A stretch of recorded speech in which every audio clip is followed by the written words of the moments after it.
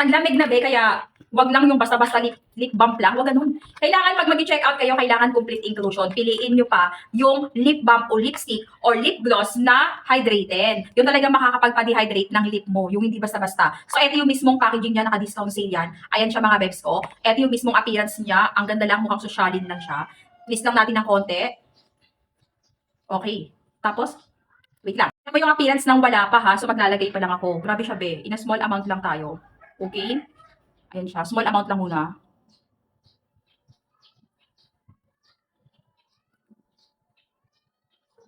Yung nagustuhan ko sa kanya mga bebs ko, kasi nga malamig na ngayon, nagbibitak-bitak yung lips natin, nagkakrak-krak yan, so kailangan talaga natin to. Complete inclusion na siya. Ano ba kasi inclusion content ng lip balm lipstick na to, na talaga namang nakakapag-dehydrate kung mahilig kang gumamit ng isang brand na yon, yung nasa maliit na lagayan, tapos ginaganyan mo, nilalagay mo sa lips mo, hindi ko na siya pwedeng banggitin dito, para ma-dehydrate, mag-looking fresh pa rin yung lips mo, ngayon taglamig, nagbibitak-bitak, tigilan mo na yun kasi ito napakaganda. Doble na yan, nag-lipstick ka na, nag-lip gloss ka na, nag-lip balm ka na, tapos di maganda pa, madi-dehydrate pa yung lips mo. Oh, eto na. Ito yung mismong link niya.